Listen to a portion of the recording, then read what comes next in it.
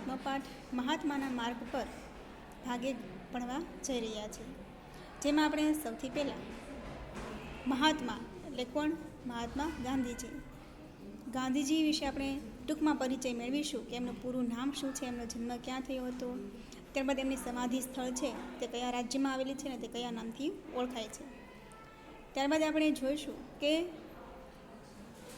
ચંપારણ સત્યાગ્રહ જોઈશું કે જે ગાંધીજી છે તે ભારતમાં આવીને સૌથી પહેલાં સત્યાગ્રહ કરે છે. ત્યારબાદ આપણે જોઈશું ત્યારબાદ આપણે ચંપારણ સત્યાગ્રહ વિશે કે જે 1917માં થયો હતો. ત્યારબાદ ખેડા સત્યાગ્રહ કે જે 1917-18માં થયો હતો. ત્યાર પછી રોલેક્ટ એક્ટ કે જે 1919માં થયો હતો અને ગાંધી બાપુએ તેમને કાળો કાયદો કહ્યો હતો. શા માટે કાળો કાયદો કહ્યો હતો તેના વિશે ભણીશું. જલિયાવાલા બાગનો હત્યાકાંડ કે જે 1919માં થયો હતો, બરાબર. પંજાબના અમૃતસરમાં જલિયાવાલા બાગમાં લોકો છે શાંતિપૂર્વક ભેગા થાય છે અને જનરલ ડાયર છે તે એને કંઈ પણ કીધા વગર ઓચિંતી તેમની પર ગોળીબાર કરે છે અને હજારો લોકો છે ઘાયલ થાય છે અને ઘણા લોકો છે તે મૃત્યુ પામે છે. તેના વિશે આપણે આજે ભણીશું. અને ત્યારબાદ આપણે રવિન્દ્રનાથ ઠાકુર જે છે, બરાબર, કે જેને આપણે ભારતના કવિવર તરીકે ઓળખીએ છીએ, તેઓ પોતાનો નાઇટહુડનો ખિતાબ છે તે અંગ્રેજોને પાછો આપી દે છે, પોતાનો ખિતાબ છે તે પરત કરી દે છે. ત્યાં સુધી આજે આપણે આજના લેક્ચરમાં ભણીશું. તો ચાલો મિત્રો, પાઠ ભણવાની શરૂઆત કરીએ. ધોરણ 8માં 7મો પાઠ મહાત્માના માર્ગ પર. બાપુ, રાષ્ટ્રપિતા અને મહાત્મા તરીકે આપણે જેને ઓળખીએ છીએ તે મહાપુરુષ હતા મોહનદાસ કરમચંદ ગાંધી. અહીં આપણને ગાંધીજીનું પૂરું નામ આપેલું છે. બેરિસ્ટરની પદવી પ્રાપ્ત કરી તેઓ વકીલાત કરવા દક્ષિણ આફ્રિકા ગયા. દક્ષિણ આફ્રિકાના મૂળ વતનીઓએ પરાધીન બનાવીને ગોરા લોકો એ સમૃદ્ધ દેશના માલિક બની બેઠા હતા. ગોરાઓની સરખામણીમાં અહીં ભારતીયોને બહુ જ ઓછા હક ભોગવવા મળતા. આ અન્યાય અને અપમાનો સામે ગાંધીજીએ પડકાર કર્યો. પોતાને થતા અન્યાય સામે સત્ય અને અહિંસાથી લડવાની અનોખી પદ્ધતિ તેમણે શોધી. નામ આપ્યું સત્યાગ્રહ. તો મિત્રો, અહીં શરૂઆત થાય છે કે ગાંધીજીનું પૂરું નામ શું છે. બેરિસ્ટરની પદવી એટલે વકીલાત જે કરવાની હોય એની પદવી. તેઓ વકીલાત કરવા ક્યાં ગયા હતા? તેઓ દક્ષિણ આફ્રિકા ગયા હતા. હવે દક્ષિણ આફ્રિકા જઈને ગાંધીજી જુએ છે કે અહીં ગોરા લોકો છે તેઓ આ દેશના માલિક બની બેઠા હતા. અને શું તો કે ગોરાઓની સરખામણીમાં અહીં જે ભારતીયો આવતા તેમને બહુ જ ઓછા હક ભોગવવા પડતા. પછી તે ટ્રેનની અંદર ચડવાનો હોય, પછી તે કોઈ પણ જગ્યાએ એને ખરીદી કરવા જવી હોય, બરાબર, તો હંમેશા શું તો ગોરા લોકોને જ આગળ રાખવાના. એવી રીતે છે ખૂબ જ ઓછા હક હતા. આ અન્યાય એટલે કે દરેક બાબતે એને અન્યાય જ થતો હતો. હવે આ અન્યાય અને અપમાનો સામે ગાંધીજીએ પડકાર કર્યો. હવે ગાંધીજી પડકાર કરે છે પણ કેવી પદ્ધતિ અપનાવે છે તો કે સત્યરૂપી અને અહિંસાની આ બે બાબતોથી લડવાની અનોખી પદ્ધતિ શોધે છે અને નામ શું આપે છે? સત્યાગ્રહ. આટલું જાણવું આપણે ગમશે મિત્રો. તો ચાલો જોઈએ. ગાંધીજી ડર્બન કોર્ટ જોવા ગયા. ત્યાં ન્યાયાધીશે પાઘડી ઉતારવા હુકમ કર્યો. ગાંધીજીએ કોર્ટ છોડી પણ પાઘડી ન ઉતારી, સ્વમાન જાળવ્યું. તેમનું આ વર્તન ત્યાં વસતા ભારતીયોને ગમ્યું. હવે ગાંધીજી છે તેઓ ડર્બન કે જે ત્યાં કોર્ટ આવેલી છે ત્યાં જાય છે, બરાબર. ત્યાં ન્યાયાધીશ જે હોય છે, જજ જે હોય છે, મુખ્ય ન્યાયાધીશ, તેમણે શું કહ્યું કે પાઘડી ઉતારીને પછી જ અંદર આવો. તો બરાબર, તો ગાંધીજીએ શું કર્યું? કોર્ટ છોડી દીધી પરંતુ માથા પરની પાઘડી ઉતારી નહીં. ત્યારે ગાંધીજી છે તે પાઘડી પહેરતા હતા. પછી ભારતમાં આવે છે, પછી ઘણી બધી ગરીબી જોવે છે, પછી તેઓ પાઘડી એનો ત્યાગ કરે છે, પરંતુ ત્યાં સુધી તેઓ પાઘડી પહેરતા હતા. એટલે કે આવી રીતે તેઓ ગાંધીજી જે છે તેઓ કોટ છોડી દે છે પરંતુ પાઘડી ઉતારતા નથી અને પોતાનું સ્વમાન જાળવે છે કે અમારું પણ કંઈક સ્વમાન છે, અમારો પહેરવાશ એ અમારું સ્વમાન છે, અમારું અભિમાન છે.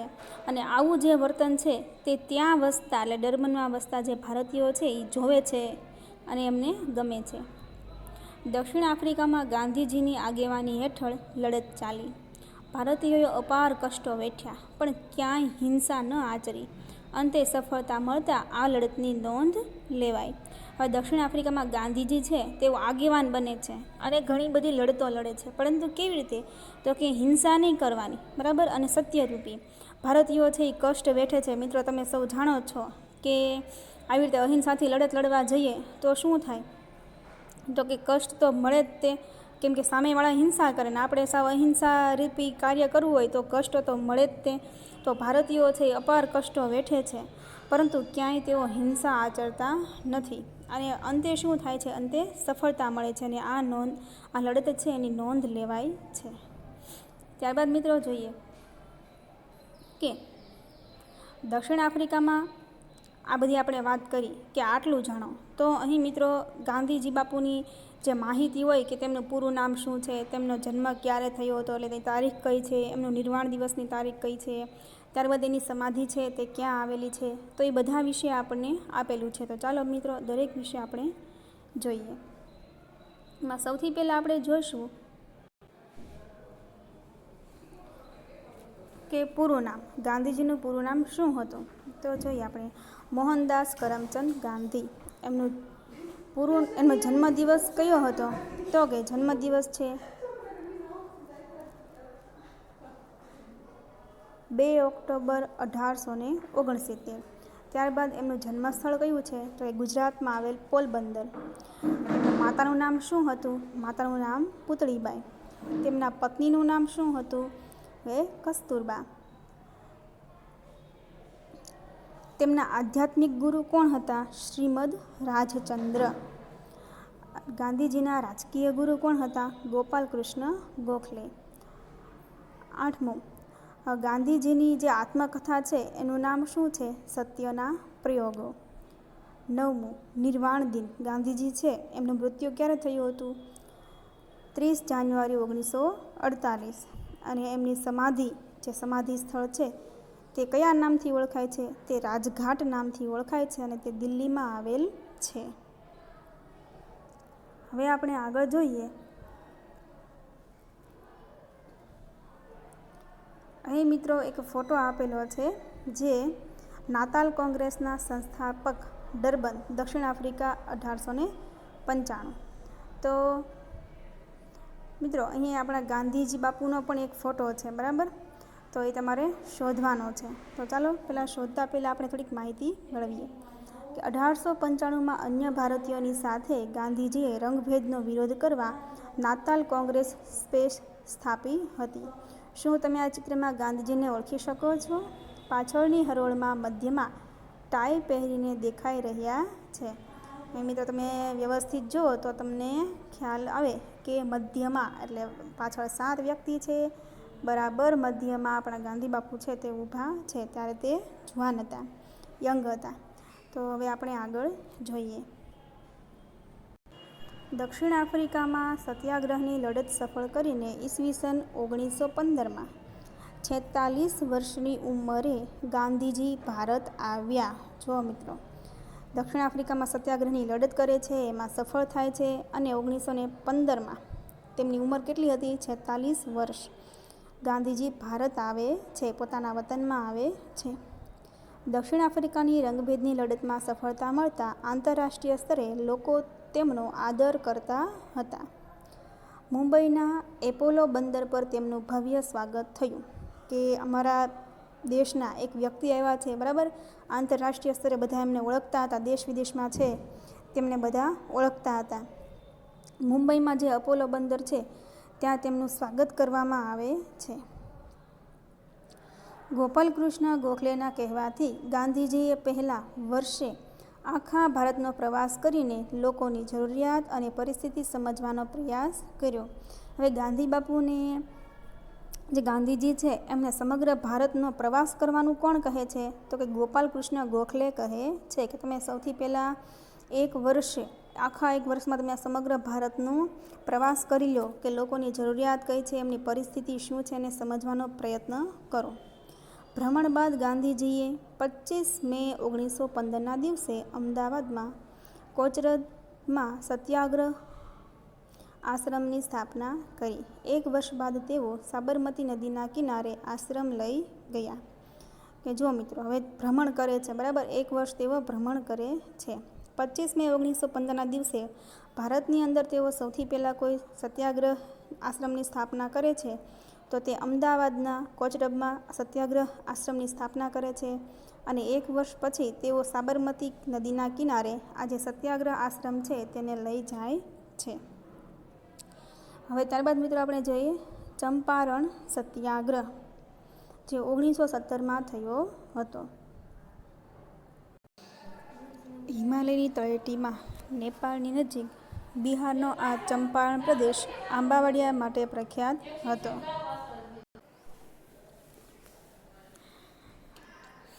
ચંપારણમાં યુરોપિયન જમીનદારો જમીનના 20/3 ભાગમાં ગળીનું ફરજિયાત વાવેતર કરી ઉત્પાદન સસ્તી કિંમતે વેચવાની ખેડૂતોને ફરજ પાડતા હતા. રાજકુમાર શુક્લના કહેવાથી આ પ્રશ્નની તપાસ કરવાનું ગાંધીજીએ નક્કી કર્યું. પણ તપાસ શરૂ કરે તે પહેલાં ત્યાંના મેજિસ્ટ્રેટે તેમને નોટિસ દ્વારા ચંપારણ જિલ્લો તાત્કાલિક છોડી દેવાનું ફરમાન કર્યું. ગાંધીજીએ આ નોટિસનો અનાદર કર્યો. હવે મિત્રો શું થયું? ચંપારણ ક્યાં આવેલું છે? તો કે હિમાલયની તળેટીમાં નેપાળની નજીક બિહારમાં આ ચંપારણ પ્રદેશ આવેલો છે કે જે આંબાવડિયા માટે પ્રખ્યાત હતો. હવે ચંપારણમાં યુરોપિયન જમીનદારો એટલે જે અંગ્રેજો છે તે શું કરતા? તો કે 20માંથી 3 ભાગ હોય ત્યાં ફરજિયાત ગળીનું વાવેતર કરવાનું. હવે આ જે ગળીનું વાવેતર કરે એમાંથી ગળી જે છે એ ઉત્પાદન જે થાય એને સસ્તી કિંમતે ખેડૂતો પાસેથી લઈ લે, બરાબર. એટલે કે સસ્તી કિંમતે ખેડૂતોએ છે એ વેચવાનું. કોને? અંગ્રેજોને. અને અંગ્રેજો છે તે સસ્તી કિંમતે લઈ લેતા હતા. હવે રાજકુમાર શુક્લ છે તે ગાંધીજીને આગ્રહ કરે છે. શું? કે ગાંધીજી તમે આવો અને અહીં તમે આ જોવો કે કેવો બધો પ્રશ્ન ઊભો થયો છે. હવે પણ તપાસ શરૂ કરે એટલે ગાંધીજી છે એ તપાસ શરૂ કરે તેની પહેલાં શું થાય છે? તો ત્યાંના એક મેજિસ્ટ્રેટ, જે બિહારના જે મેજિસ્ટ્રેટ હતા તેણે શું નોટિસ દ્વારા શું કીધું કે ચંપારણ જિલ્લો તાત્કાલિક છોડી દેવાનું ફરમાન કર્યું. ગાંધીજીને એમ કીધું તમારે ચંપારણ જિલ્લામાં જવાનું નથી, એ છોડી દેવાનું છે. ગાંધીજીએ આ નોટિસનો અનાદર કર્યો. ગાંધીજીએ ખેડૂતોની મુશ્કેલીઓ તૈયાર કરીને સરકારમાં રજૂઆત કરી. હવે આ જે નોટિસ મળી હતી એને અનાદર કર્યો અને ગાંધીજી આગળ વધે છે. તેમણે શું કર્યું? તો કે ખેડૂતોની જે મુશ્કેલીઓ છે એ આખી તૈયાર કરી અને સરકારમાં રજૂઆત કરી. ચંપારણના મોતિહારી ગામમાં રહીને ગાંધીજીએ આ પ્રથા સામે લડત ચલાવી. હવે જે સરકાર હોય એટલે કે જે મેન જે કામ કરતા હોય, બરાબર, એની સામે શું? તો કે જે અંગ્રેજોમાં જે મેન હોય એની પાસે ગયા અને શું કીધું કે આવી રીતે બધા પ્રશ્નો ઊભા થયા છે. અને ગાંધીજીએ ચંપારણના મોતિહારી ગામમાં રહીને તો ચંપારણની અંદર જ રહ્યા, પરંતુ કઈ જગ્યાએ? તો કે મોતિહારી ગામ હતું ત્યાં રહે છે અને આ પ્રથા જે આખી હતી કે ગળીનું વાવેતર કરવું એની સામે શું લડત ચલાવે છે. છેવટે સત્યાગ્રહ સફળ થયો. છેવટે અંતે પણ સત્યાગ્રહ છે તે સફળ થાય છે. ચંપારણના આ સત્યાગ્રહે આખા દેશમાં લોકોનું ધ્યાન ખેંચ્યું કે આવી રીતે આ સત્યાગ્રહ છે તે સફળ થાય છે. અને બિહારની અંદર આ થયેલો ભારત દેશનો પ્રથમ છે એ સત્યાગ્રહ હતો કે જે સફળ થયો હતો. અને આ ચંપારણ સત્યાગ્રહ છે તે આખા દેશમાં લોકોનું ધ્યાન ખેંચે છે. હવે ત્યારબાદ આપણે જોઈએ કે 1917-18માં જે ખેડા સત્યાગ્રહ થયો હતો તેના વિશે જોશો. ચંપારણ સત્યાગ્રહ મિત્રો ખાસ તારીખ યાદ રાખજો, કેમ કે તમારા સ્વાધ્યાય પોથીમાં જોડકામાં પણ પૂછાય છે કે ચંપારણ સત્યાગ્રહ જે 1917માં થયો હતો. હવે જોઈએ ખેડા સત્યાગ્રહ કે જે 1917-18માં થયો હતો. 1917માં ખેડા જિલ્લામાં અતિવૃષ્ટિ થઈ. ખેડા જિલ્લો ક્યાં? આપણા ગુજરાતમાં આવેલો છે. અતિવૃષ્ટિ શું? એટલે કે ખૂબ જ વરસાદ આવ્યો, ઘણો બધો વરસાદ આવ્યો. એના લીધે શું થયું? પાક નાશ પામ્યો. ખૂબ જ વરસાદ આવવાથી પાક છે તે નાશ પામ્યો. આમ છતાં સરકારે ખેડૂતોનું મહેસૂલ માફ કરવાને બદલે જમીન મહેસૂલ ઉઘરાવવાનું નક્કી કર્યું. સરકાર એટલે કોણ? તો કે જે અંગ્રેજો હતા તે. તો એ મહેસૂલ ઉઘરાવવાનું નક્કી કરે છે. ગાંધીજીના નેતૃત્વ હેઠળ ખેડૂતોએ બ્રિટિશ સરકાર સામે સત્યાગ્રહ શરૂ કર્યો. હવે કોના નેતૃત્વ નીચે ખેડા સત્યાગ્રહ શરૂ કરે છે? તો ગાંધીજીના નેતૃત્વ હેઠળ ખેડૂતો બ્રિટિશ સરકાર સામે સત્યાગ્રહ શરૂ કરે છે. ગાંધીજીએ ખેડૂતોને કહ્યું કે સરકાર આપણી માગણી ન સ્વીકારે તો આપણે મહેસૂલ ભરવાનું નથી. ગાંધીજીની હાકલને માન આપીને સરદાર પટેલે પોતાની વકીલાત છોડીને આંદોલનમાં ઝંપલાવ્યું. ગાંધીજીએ કમિશનરને પત્ર લખીને જણાવ્યું કે જો નબળી પરિસ્થિતિવાળા ખેડૂતોનું મહેસૂલ માફ થશે તો સારી સ્થિતિવાળા ભરી દેશે. અંતે કલેક્ટરે આવો જ હુકમ 1918માં આપતા આંદોલન સફળ થયું. તો ગાંધીજીએ શું કહ્યું હતું કે સરકાર આપણી માગણી ન સ્વીકારે. એટલે ટૂંકમાં એની માગણી શું હતી કે ભાઈ આ વર્ષે અતિવૃષ્ટિ થવાથી પાક છે તે નાશ થયો છે, એટલે જે નબળી સ્થિતિવાળા ખેડૂતો છે કે જેમની પાસે ઓછી જમીન છે એનું મહેસૂલ તમારે માફ કરવાનું છે. જો તમે માફ કરી દેશો તો સારી સ્થિતિવાળા ભરી દેશે. એટલે જે સારી સ્થિતિવાળા ખેડૂતો છે કે જેમની પાસે વધુ જમીન છે તે લોકો એમનું કર છે તે ભરશે. અને અંતે કલેક્ટરે આવો જ હુકમ 1918માં આપતા આંદોલન સફળ થયું. એટલે કે હવે આંદોલન છે તે સફળ થયું, કારણ કે કલેક્ટર છે તેણે હા પાડી. અને આ આંદોલનમાં આપણા દેશને એક વ્યક્તિ મળે છે. તો કોની હાકલને લીધે? તો ગાંધીજીની હાકલને માન આપીને વલ્લભભાઈ પટેલ પોતાની વકીલાત છોડી દે છે અને આ આંદોલનમાં આવે છે. કયા આંદોલનમાં? સૌથી પહેલાં આંદોલનમાં કયા આવે છે? તો ખેડા સત્યાગ્રહની અંદર સરદાર વલ્લભભાઈ, એને સરદાર નથી કહેવાતા પરંતુ વલ્લભભાઈ પટેલ આવે છે. કેમ કે સરદાર છે એ તેમને બારડોલી સત્યાગ્રહમાં એમને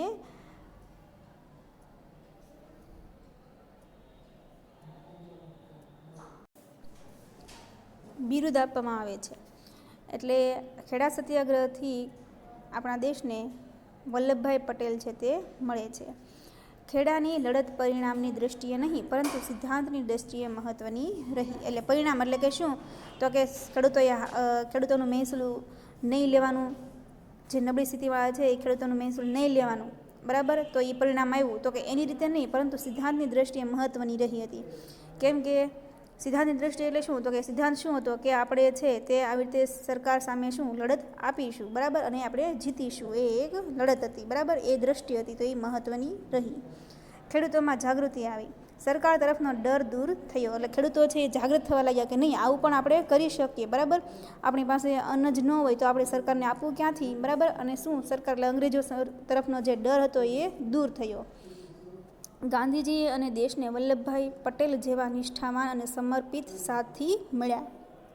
આપણા દેશને કેવા બે વ્યક્તિઓ મળ્યા? તો ગાંધીજી અને વલ્લભભાઈ પટેલ, કે જેવા નિષ્ઠાવાન અને સમર્પિત સાથી મળ્યા. હવે આપણે જોઈએ રોલેટ એક્ટ. રોલેટ એક્ટ જે છે મિત્રો તે 1919માં આવ્યો હતો. પ્રથમ વિશ્વયુદ્ધમાં ઇંગ્લેન્ડનો વિજય થયો. હવે પ્રથમ વિશ્વયુદ્ધ છે તે મિત્રો 1914માં શરૂ થયું હતું થી 1918 સુધી ચાલ્યું હતું. આ પ્રથમ વિશ્વયુદ્ધ જે છે મિત્રો તેમાં કોણ? તુર્કી અને ઇંગ્લેન્ડ, બરાબર, આ બંને વચ્ચે થયું હતું. એની અંદર ઘણા બધા રાષ્ટ્રો પણ ભળ્યા હતા, મિત્ર રાષ્ટ્રો અને સરહદ રાષ્ટ્રો હતા.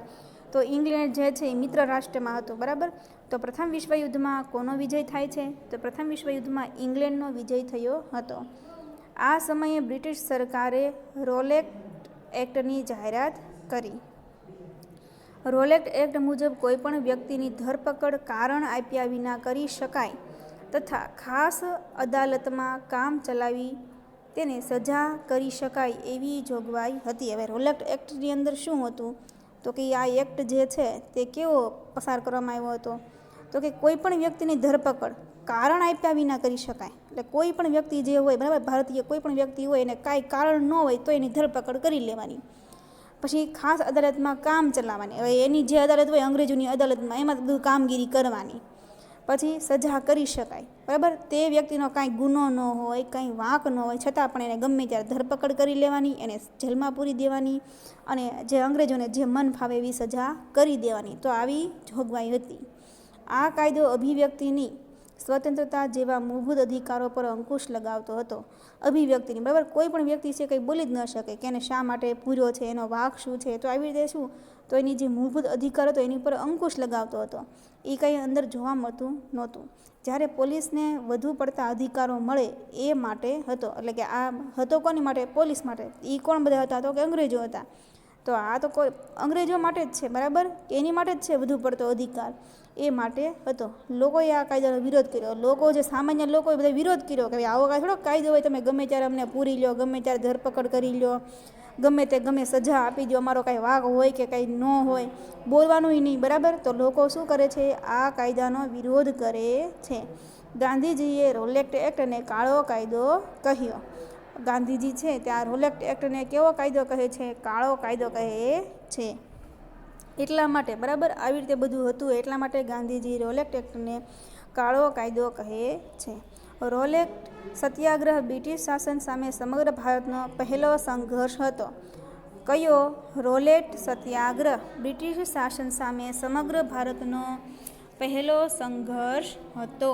તો કે બ્રિટિશ શાસન જે સમયે શરૂ હતું બરાબર, તો તે સમયે ભારતનો પહેલો સંઘર્ષ કયો હતો? તો કે રોલેટ હતો.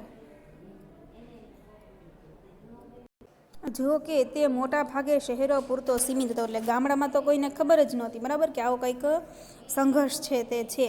દેશમાં કાયદાના વિરોધમાં સરઘસો નીકળ્યા કે આવો કોઈ કાયદો હોવો જ ન જોઈએ બરાબર.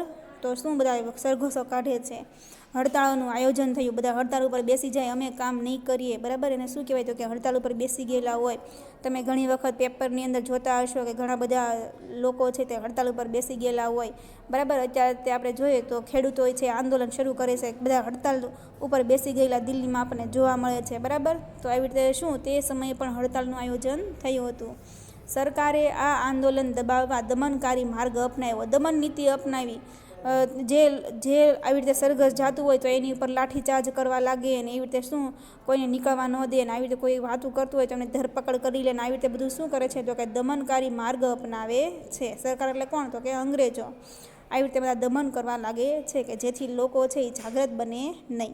ત્યારબાદ આપણે નવો મુદ્દો જોવા જઈએ, જલિયાવાલા બાગનો હત્યાકાંડ, જે કઈ સાલમાં થયો હતો? 1919માં બન્યો હતો. રોલેટ એક્ટના વિરોધમાં 30 માર્ચ અને 6 એપ્રિલ 1919ના રોજ પંજાબમાં લોકોએ હડતાલ પાડી.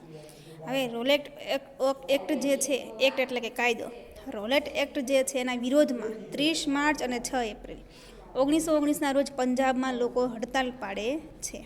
અમૃતસરની પરિસ્થિતિ અંકુશ બહાર છે તેમ લાગતા તેને લશ્કરને હવાલે કરવામાં આવ્યું. હવે અંગ્રેજોને શું થયું કે આ પંજાબની અંદર અમૃતસર આવેલું છે, તો એની અમૃતસરની જે પરિસ્થિતિ છે એ અંકુશ બહાર છે, એટલે કે હવે લોકો માને એમ નથી બરાબર. એટલે અંગ્રેજોએ શું કર્યું? હવે લશ્કરને હવાલે કરી દીધું કે હવે લશ્કર સેના મોકલો કે જેની પાસે બંદૂક ને બધું હોય. 13મી એપ્રિલ વૈશાખીના દિવસે જલિયાવાલા બાગમાં શહીદોને અંજલિ આપવા અને પોતાના પ્યારા નેતાઓ ડૉક્ટર સત્યપાલ અને ડૉક્ટર કિચલુની ધરપકડનો વિરોધ કરવા એક સભાનું આયોજન કરવામાં આવ્યું. હવે મિત્રો જોઈએ કે 13મી એપ્રિલ વૈશાખીના દિવસે જલિયાવાલા બાગ જે અમૃતસરમાં આવેલો છે, શહીદોને અંજલિ આપવા. શહીદો એટલે કયા? તો કે જે આ બધા અંગ્રેજોએ જે બધી દમન નીતિ અપનાવી હતી બરાબર, એમાં ઘણા બધા વ્યક્તિઓ છે એ મૃત્યુ પામ્યા હતા, તો એ શહીદ જે થયા હતા એમને અંજલિ આપવા અને પોતાના પ્યારા નેતાઓ જે ડૉક્ટર સત્યપાલ અને ડૉક્ટર કિચલુની ધરપકડ કરી હતી તો એનો વિરોધ કરવા માટે એક સભાનું આયોજન કરવામાં આવ્યું હતું. અને જેમાં કેટલા લોકો હતા? અંદાજે કહીએ તો કે 10,000 લોકો એકઠા થયા હતા. એટલે કે આ જે સભા ભરાણી એની અંદર 10,000 લોકો ભેગા થયા હતા. સભામાં શાંત અને નિશસ્ત્ર બેઠેલા લોકો ઉપર જનરલ ડાયરે કોઈ પણ ચેતવણી આપ્યા વિના ગોળીબારનો હુકમ આપ્યો. હવે આ જે 10,000 લોકો હતા તે કેવી રીતે બેઠા હતા? તો કે સાવ શાંત હતા અને નિશસ્ત્ર, એટલે એમની પાસે કોઈ પણ પ્રકારનું શસ્ત્ર હતું નહીં. એવી રીતે બધા સભા ભરાણી હતી અને લોકો બેઠા હતા. તો ત્યારે જનરલ ડાયર છે તે આવે છે અને કોઈ પણ પ્રકારની ચેતવણી આપતો નથી અને શું કરે છે? તો કે ગોળીબારનો હુકમ આપે છે. અને મિત્રો આપણે જોઈએ કે આ જગ્યામાં જવા આવવા માટે માત્ર એક જ સાંકડું દ્વાર હતું. દ્વાર એટલે કે આપણે કહીએ કે બારણું, એટલે કે ત્યાં એક જ છે એ દરવાજો હતો, એક જ જગ્યા હતી કે જ્યાંથી બહાર નીકળી શકાય અને અંદર જઈ શકાય. તો આ જે દ્વાર હતું ત્યાં તો આ ડાયર છે તે પોતે ઊભા હતા બરાબર, બંદૂક લઈને એમના આખા સૈનિકો સાથે. ફરતે ઊંચી દિવાલો હતી. હવે ફરતે છે તે ઊંચી દિવાલો હતી અને એક જ છે તે પ્રવેશ દ્વાર હતું બરાબર. અહીંયા તો જનરલ ડાયર છે તે બંદૂકો સાથે જે સૈનિકો લઈને આવ્યા હતા બરાબર, તો ત્યાં ઊભા રહે છે. અને અહીંયા જે છે તે ઊંચી દિવાલો હતી કે જેને કૂદીને જઈ શકવું સમર્થ હતા નહીં, એટલે કોઈ વ્યક્તિઓ એને કૂદીને જઈ શકે એટલી એ નીચી દિવાલો ન હતી, પરંતુ ખૂબ જ ઊંચી દિવાલો હતી. પ્રવેશ દ્વારથી સૈનિકોએ ગોળીબાર શરૂ કર્યો. હવે અહીંયા જે સૈનિકો ઊભા છે બરાબર, તે બધાએ શું કર્યું તો કે અહીંયાથી ગોળીઓ છે તે શરૂ કરી. એક ગોળીબાર દારૂગોળો ખલાસ થયો ત્યારે જ અટક્યો. હવે કેટલો ગોળીબાર થયો કે શું એની પાસે જેટલી બંદૂક હતી એ બધાની અંદર શું ગોળીઓ પૂરી થઈ ગઈ, એમની પાસે પછી વધી જ નહીં બરાબર. તો ત્યાં સુધી શું તો કે આ બધાએ છે સૈનિકો છે એણે ગોળીબાર કરવાનું શરૂ જ રાખ્યું. કોની ઉપર તો કે આ જે નિશસ્ત્ર લોકો હતા, નાના નાના બાળકો હતા, વૃદ્ધો હતા, એની બધાની ઉપર ગોળીબાર કરવાનું શરૂ જ રાખ્યું. સરકારી આંકડા મુજબ 379 લોકો મૃત્યુ પામ્યા અને 1200 ઘાયલ થયા, પરંતુ ખરેખર આ સંખ્યા વધારે હતી તેમ મનાય છે. આ ઘટનાથી ગાંધીજીને હવે બ્રિટિશ ન્યાય અને નિષ્ઠામાં લેશ માત્ર વિશ્વાસ રહ્યો નથી. જો મિત્રો, આ ચિત્રમાં તમે જોઈ શકો છો કે જલિયાવાલા બાગ ચિત્રમાં લોકો દિવાલ પર બનેલી ગોળીઓની નિશાનીઓ બતાવી રહ્યા છે કે દિવાલ જો કેટલી બધી ઊંચી હતી. દિવાલો ખૂબ જ ઊંચી હતી કે તેને કૂદીને જઈ શકવું કોઈ માટે સમર્થ હતું નહીં. અહીં તમે બધે છે તે ગોળીના નિશાન જોઈ શકો છો. અને સરકારી આંકડા એટલે અંગ્રેજોએ શું કહ્યું કે 10,000 લોકો છે એમાંથી 379 લોકો જ મૃત્યુ પામ્યા છે, પરંતુ એ ખોટું હતું. ઘણા લોકો છે એ મૃત્યુ પામ્યા હતા અને 1200 ઘાયલ થયા. મિત્રો, 1200 ઘાયલ નહોતા થયા, પરંતુ ઘણા બધા હજારો ઉપર લોકો ઘાયલ થયા હતા અને હજારો ઉપર લોકો છે તે મૃત્યુ પામ્યા હતા. હવે આ ઘટના બની એનાથી ગાંધીજીને શું થયું તો કે બ્રિટિશ ન્યાય એટલે કે અંગ્રેજો કંઈ ન્યાય આપશે, કંઈ સારી નિષ્ઠાથી કામ કરશે, એની ઉપર લેશ માત્ર વિશ્વાસ રહ્યો નહીં. આ તો જલિયાવાલા બાગની ઘટનાથી ગાંધીજીને અંગ્રેજો ઉપર લેશ માત્ર પણ વિશ્વાસ રહેતો નથી.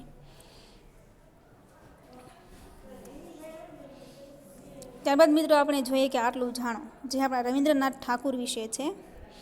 નાઇટહુડ બ્રિટિશ રાજા કે રાણી દ્વારા કોઈ વ્યક્તિને અસાધારણ વ્યક્તિગત સફળતા કે લોકસેવા માટે આપવામાં આવતો એવોર્ડ કે જે નાઇટહુડ છે તે રવિન્દ્રનાથ ઠાકુરને મળ્યો હતો. જલિયાવાલા બાગના હત્યાકાંડના વિરોધમાં કવિવર રવિન્દ્રનાથ ઠાકુરે નાઇટહુડનો ખિતાબ પરત કર્યો. હવે રવિન્દ્રનાથ ઠાકુર છે એને શું થયું કે હવે અંગ્રેજોનો આવો એવોર્ડ મારે કાંઈ જોતો નથી, એટલે તેણે શું કર્યું, એના જલિયાવાલા બાગના હત્યાકાંડના વિરોધમાં શું કર્યું રવિન્દ્રનાથ ઠાકુરે તો કે પોતાને મળેલો નાઇટહુડનો ખિતાબ છે તે પરત કર્યો હતો.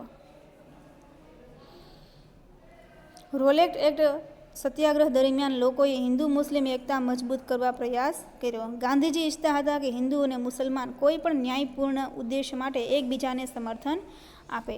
એટલે કે આ રોલેટ એક્ટ સત્યાગ્રહ થયો બરાબર દરમિયાન લોકોને હિન્દુ મુસ્લિમ એકતા મજબૂત કરવા પ્રયાસ કર્યો. તો કે આનો ઉદ્દેશ્ય શું હતો તો ગાંધીજી શું ઈચ્છતા હતા તો કે હિન્દુ ધર્મવાળા અને મુસલમાન ધર્મવાળા છે તે કોઈ પણ ન્યાયપૂર્ણ ઉદ્દેશ માટે એકબીજાને સમર્થન આપે, એટલે તેઓ બંને વચ્ચે કોઈ પણ પ્રકારનો ભેદભાવ રહે નહીં, બંને એકબીજા સાથે મળીને કામ કરે, એ ગાંધીજીનો ઉદ્દેશ્ય હતો. તો મિત્રો અહીંયા સુધી આપણે રાખીએ છીએ અને તમને હોમવર્કમાં સ્વાધ્યાય પોથીનું PDF મળી જશે, જેમાં 5મો પાઠ છે તે પૂરેલો હશે. તમારે હોમવર્કમાં એ પાઠ જે છે તે તમારે પૂરી લેવાનો રહેશે. ચલો મિત્રો, આવતા લેક્ચરમાં ફરી વખત મળીએ અને પાઠ છે તે આગળ વધારીશું.